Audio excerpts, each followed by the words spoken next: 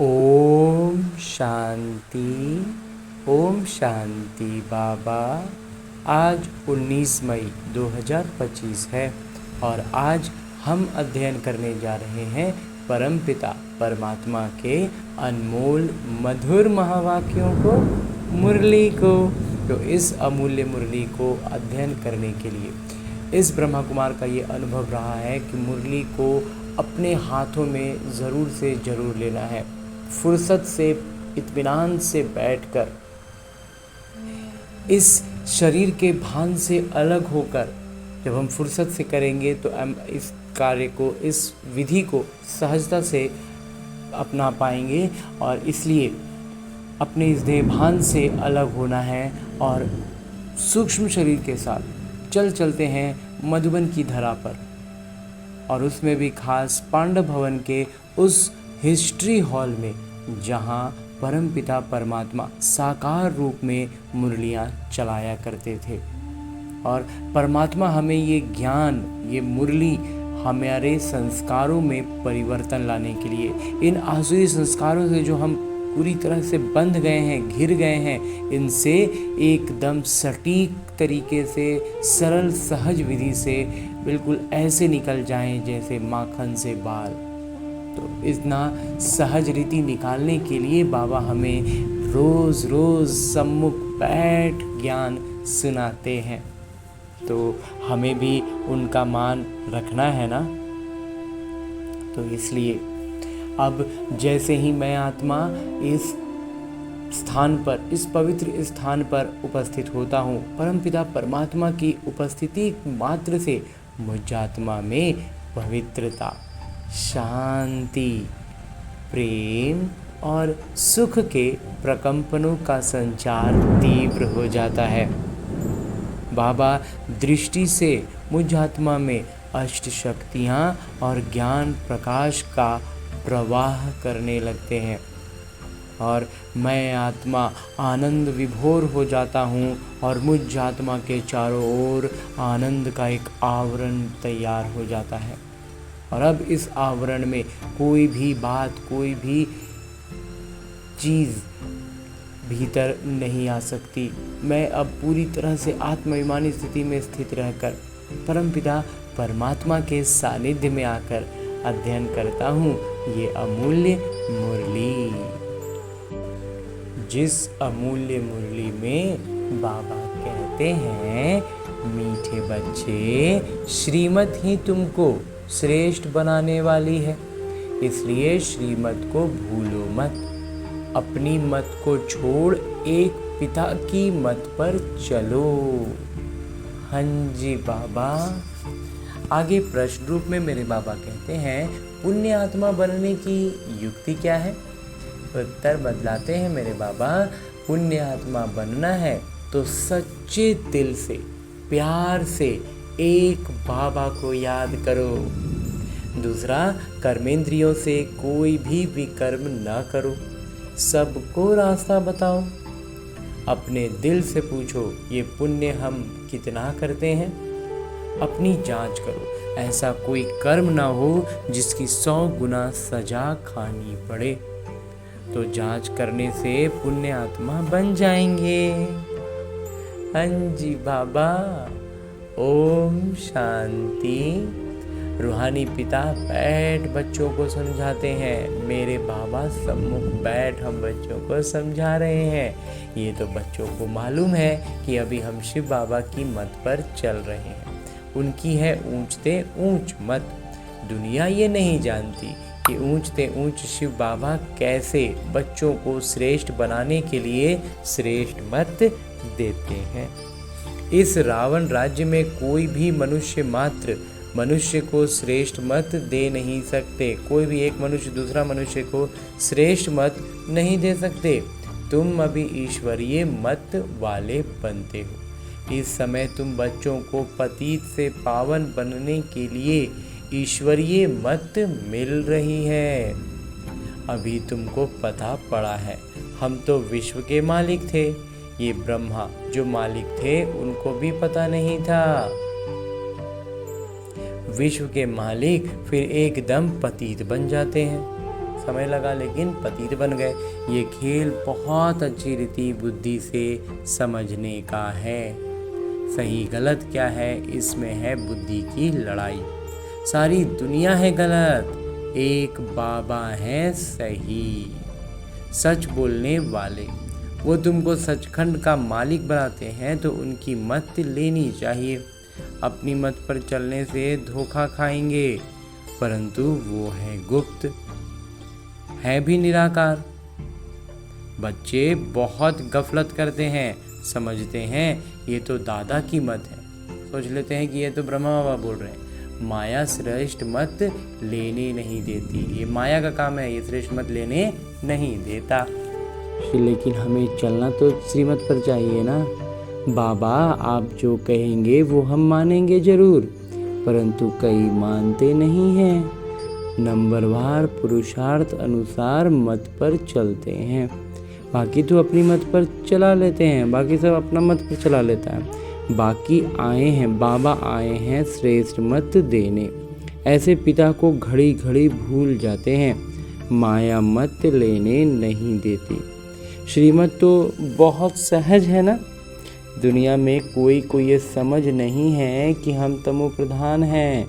मेरी मत तो मशहूर है, श्रीमत भगवत गीता। भगवान अभी कहते हैं मैं 5000 वर्ष बाद आता हूँ, आकर भारत को श्रीमत दे श्रेष्ठ से श्रेष्ठ बनाता हूँ।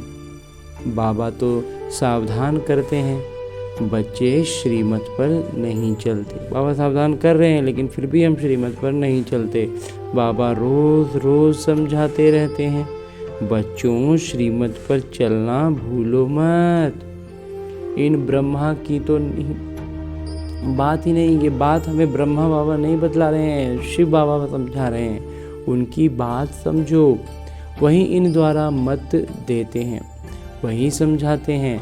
खान पान खाते नहीं, कहते हैं मैं अभोक्ता हूँ। तुम बच्चों को श्रीमत देता हूँ, नंबर 1 मत देते हैं, मुझे याद करो। सबसे श्रेष्ठ मत बाबा का क्या है, मुझे याद करो। कोई भी विकर्म नहीं करो, अपने दिल से पूछो कितना पाप किया है। ये तो जानते हो सबके पापों का घड़ा भरा हुआ है। बाबा कहते हैं सबके पापों का घड़ा भर गया है।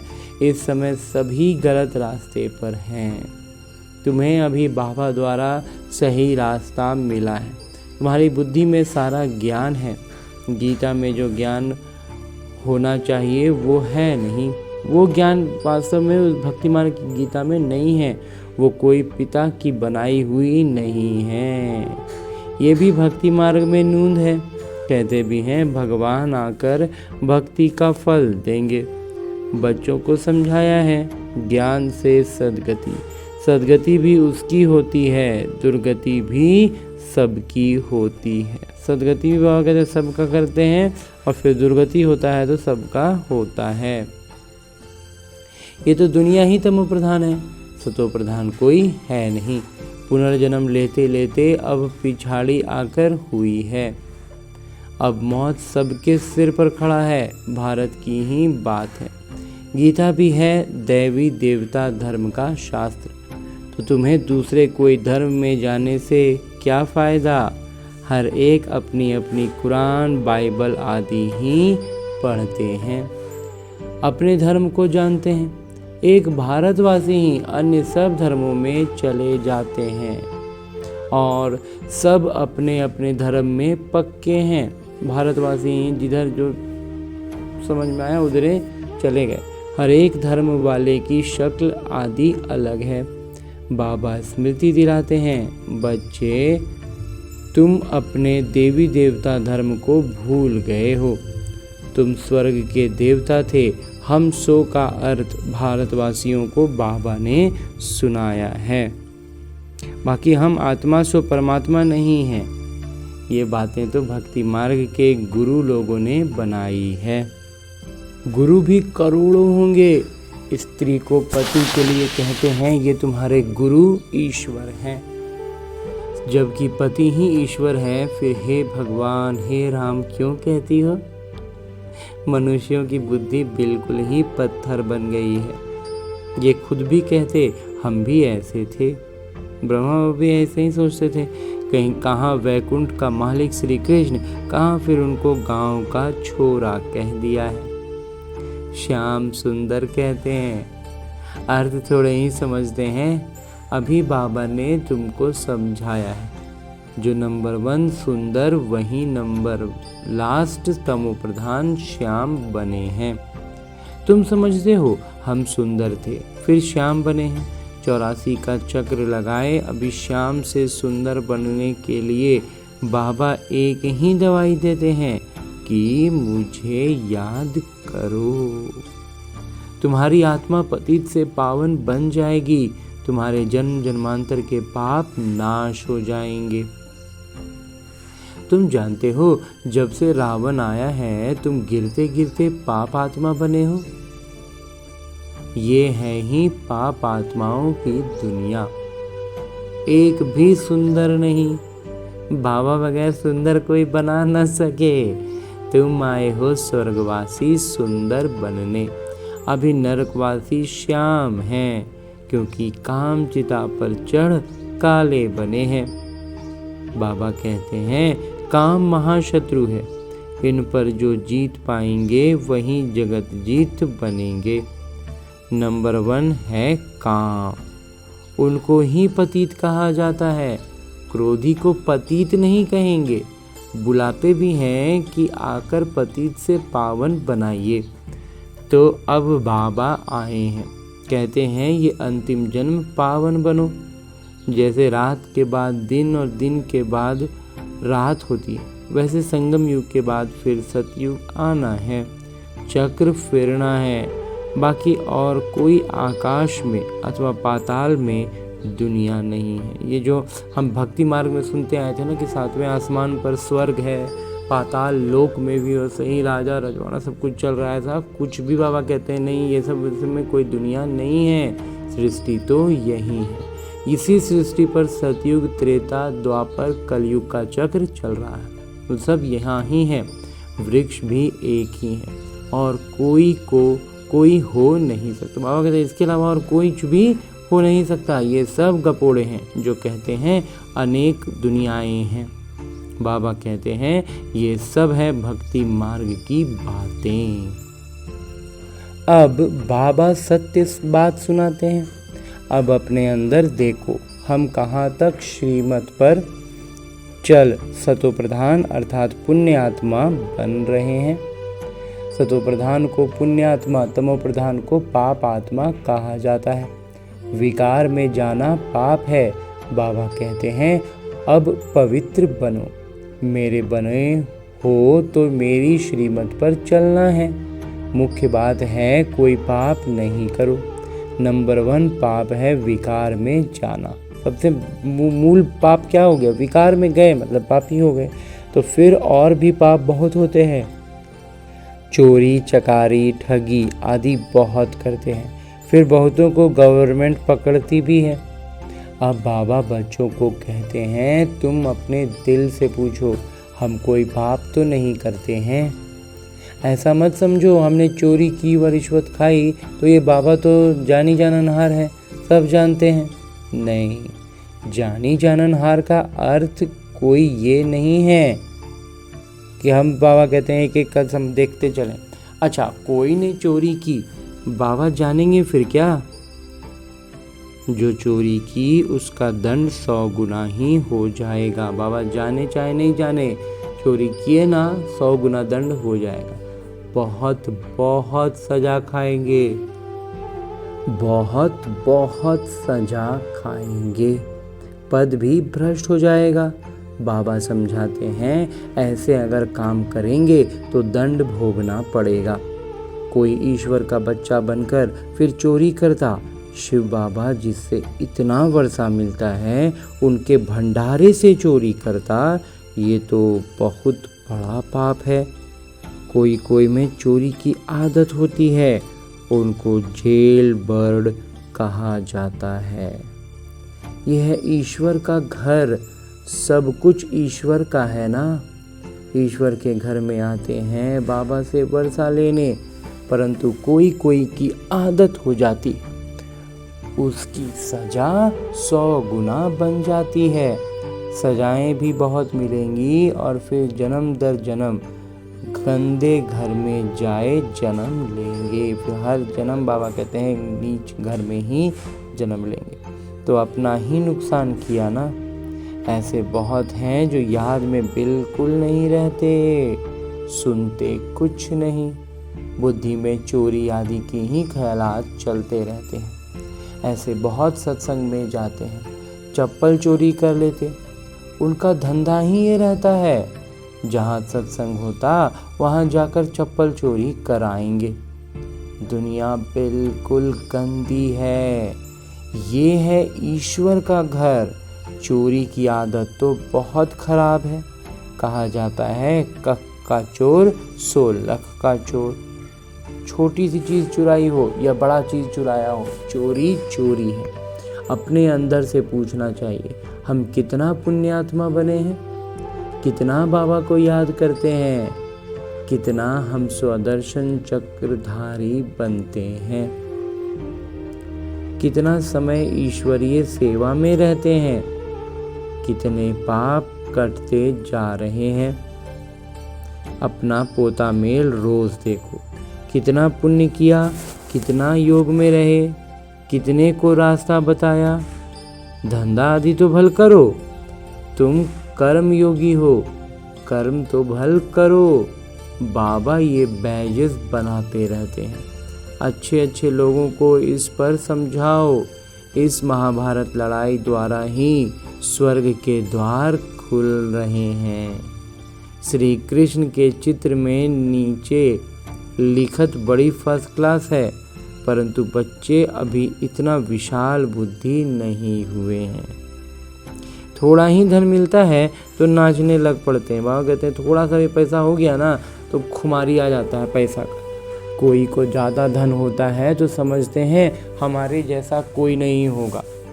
जिन बच्चों को बाबा की परवाह नहीं, उन्हें बाबा जो इतना अविनाशी ज्ञान रत्नों का खजाना देते हैं उसकी भी कदर नहीं रहती। बाबा एक बात कहेंगे वो दूसरी बात कर लेते। परवाह न होने के कारण बहुत पाप करते रहते हैं, श्रीमत पर चलते नहीं, फिर गिर पड़ते हैं। बाबा कहेंगे ये भी ड्रामा, उनकी तकदीर में नहीं है। बाबा तो जानते हैं ना बहुत पाप करते हैं। अगर निश्चय हो कि बाबा हमको पढ़ाते हैं तो खुशी रहनी चाहिए। तुम जानते हो हम भविष्य नई दुनिया में राजकुमार राजकुमारी बनेंगे तो कितनी खुशी रहनी चाहिए। परंतु बच्चे तो अभी तक भी मुरझाते रहते हैं। बाबा कहते हैं अभी तक तो बच्चा लोग मुरझा ही रहा है, वो अवस्था ठहरती नहीं। उस श्रेष्ठ अवस्था जो होनी चाहिए वो ठहरती नहीं है। बाबा ने समझाया है विनाश के लिए रिहर्सल भी होगी। बाबा कहते हैं विनाश होने में भी ना एक बार पहले हमें उसका अभ्यास करा देंगे बाबा।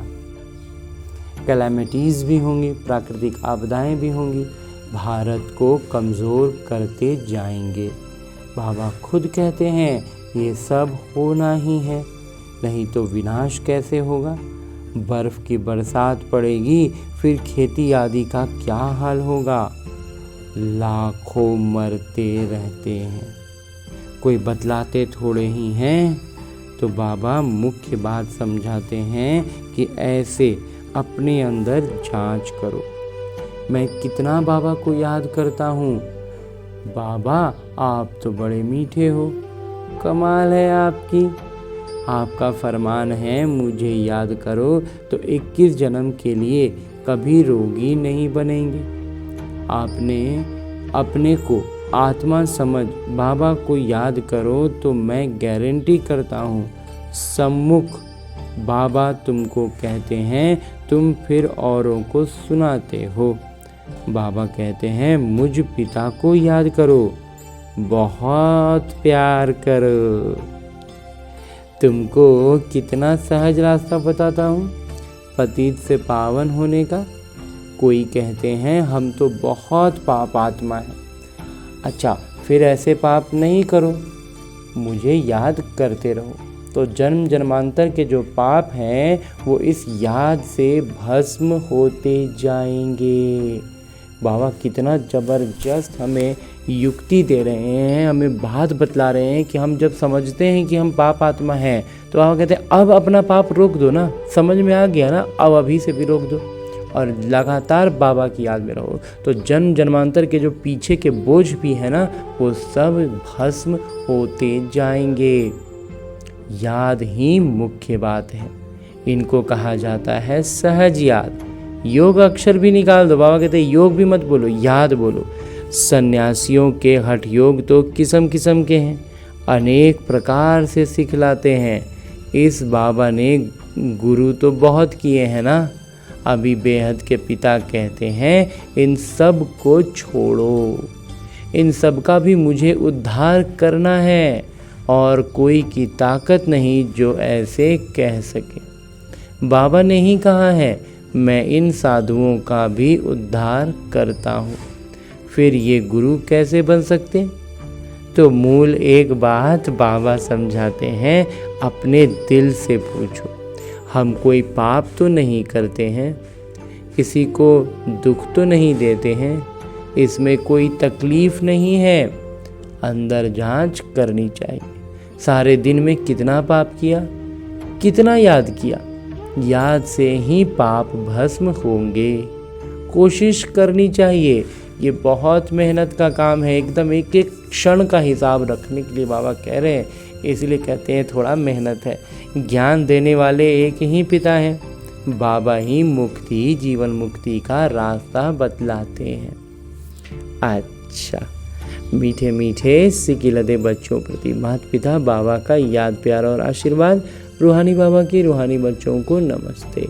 हम रूहानी बच्चों की ओर से रूहानी माता पिता को याद प्यार और प्रणाम। धन्यवाद बाबा, धन्यवाद। मुरली के लिए भी धन्यवाद और इस अनूठे अलौकिक ब्राह्मण जीवन के लिए भी बहुत बहुत बहुत धन्यवाद बाबा, बहुत धन्यवाद। आगे आज की मुरली से लिए गए वो प्रमुख बिंदु हैं जिन्हें हमें अपने इस ब्राह्मण जीवन में धारण करने हैं और ब्राह्मण सो फरिश्ता, फरिश्ता सो देवता बनना है। उसमें सबसे पहली बिंदु है कि बाबा जो अविनाशी ज्ञान रत्नों का खजाना देते हैं उसकी कदर करनी है। बेपरवाह बन पाप कर्म नहीं कर। बेपरवाह का मतलब पाप कर्म नहीं करने हैं। अगर निश्चय है भगवान हमको पढ़ाते हैं तो अपार खुशी में रहना है, इस नशे में, इस खुशी में रहना है। ईश्वर के घर में कभी चोरी आदि करने का ख्याल ना आए, ये आदत बहुत गंदी। कहा जाता है कख का चोर सो लख का चोर। अपने अंदर से पूछना है हम कितना पुण्य आत्मा बने हैं। हाँ जी बाबा। और आगे मेरे बाबा वरदान दे रहे हैं। वरदान देते हुए मेरे बाबा कहते हैं निर्बल, दिल शिकस्त, असमर्थ आत्मा को एक्स्ट्रा बल देने वाले रूहानी रहमदिल भवा। और कहते हैं ऐसी आत्माएं जो निर्बल हो, दिल शिकस्त हो, असमर्थ हो, उनको एक्स्ट्रा बल देने वाले हम रूहानी रहमदिल हैं। हाँ जी बाबा।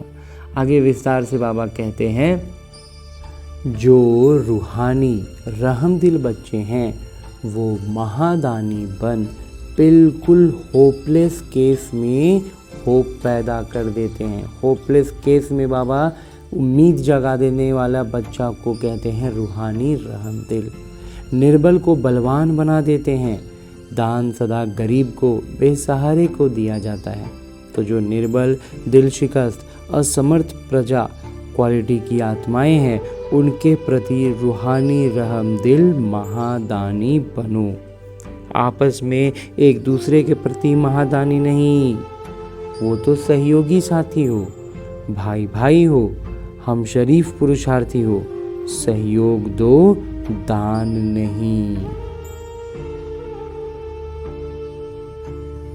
तो कहते हैं आपस में जो है ना सहयोग देना है, दान नहीं दिया जाता आपस में। तो सब सहयोगी हैं, साथी हैं। लेकिन जिसको दान देना है, जो प्रजा क्वालिटी की आत्मा है, बाबा कहते हैं उनको सहयोग दो। होपलेस में भी होप आ जाएगा। और अंत में स्लोगन है, मुरली का उपदेश है कि सदा एक बाबा के श्रेष्ठ संग में रहो तो और किसी के संग का रंग प्रभाव नहीं डाल सकता। बाबा कहते हैं जब बाबा का श्रेष्ठ संग मिल गया तो फिर और कोई संग का प्रभाव पड़ ही नहीं सकता। हाँ जी बाबा। और अब परमपिता परमात्मा से इतना श्रेष्ठ हमने अब ज्ञान मुरली का अध्ययन किया और वरदान प्राप्त किया। उसके बाद इसी अव्यक्त स्वरूप में स्थित रहकर मेरे बाबा एक इशारा भी देते हैं और इशारों के लिए बाबा ने एक श्रीमत दिया है और फिर उसको स्पष्ट करते हुए हर दिन बाबा एक अलग इशारा देते हैं, एक अलग व्याख्यान देते हैं। तो जो बाबा इशारों का श्रीमत देते हैं वो है रूहानी रॉयल्टी और प्योरिटी की पर्सनैलिटी धारण करो। और इसके स्पष्ट करने के लिए जो बाबा आज के लिए इशारा दे रहे हैं वो है कि प्योरिटी के साथ साथ चेहरे और चलन में रूहानियत की पर्सनैलिटी को धारण कर इस ऊंची पर्सनैलिटी के रूहानी नशे में रहो। अपनी रूहानी पर्सनैलिटी को सदा स्मृति में रख सदा प्रसन्न चित रहो तो सब प्रश्न समाप्त हो जाएंगे। अशांत और परेशान आत्माएं आपकी प्रसन्नता की नज़र से प्रसन्न हो जाएंगी। बाबा कह रहे हैं कि हमें अपनी अवस्था पर पूरा ध्यान रखना है, अपनी पवित्रता का चेहरा पर तो चमक रखना ही है। बाबा कहते हैं पर्सनैलिटी में रूहानियत भी रहेगा, आत्मिकता भी रहेगी। तो इस स्थिति से क्या होगा, ऐसी स्मृति जब हमारे सामने रहेगी तो बाबा हमेशा कहते हैं कि जब बातें हमसे झलके ना तब समझो कि वो हमारी स्मृति में, नहीं तो हमारी स्मृति में नहीं है, हम कितना भी कहते रहें।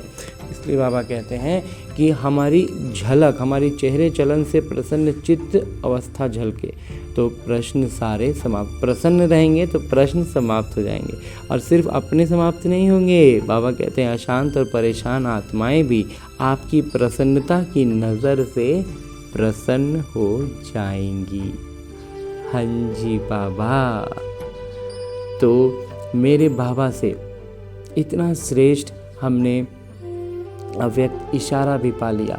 अब इन सारी बातों को अपने इस लौकिक किरदार में अवतरित होकर इनका अभ्यास करना है। जीवन का हर एक छोटा छोटा क्षण एक परिस्थिति के रूप में हमारे सामने आती है और हमें उन परिस्थितियों में ज्ञान को धारण करते हुए उनको पार करना है, अपनी स्थिति को श्रेष्ठ बनाते हुए आगे बढ़ना है और उसके अभ्यास करते हुए ही हम एक श्रेष्ठ अवस्था तक पहुंच पाएंगे। तो इसी अभ्यास के उद्देश्य से ढेर सारी शुभभावना और शुभकामनाओं से भरपूर होकर लौटते हैं अपने इस लौकिक किरदार में, अपने स्थूल शरीर में। अच्छा, ओम शांति।